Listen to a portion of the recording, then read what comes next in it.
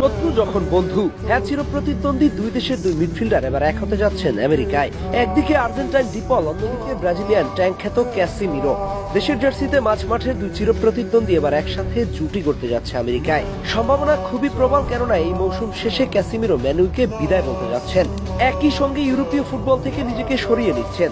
Casemiro নিজেই আগ্রহ প্রকাশ করেছে মেজর লিগ সকারে যোগ দেওয়ার ব্যাপারে।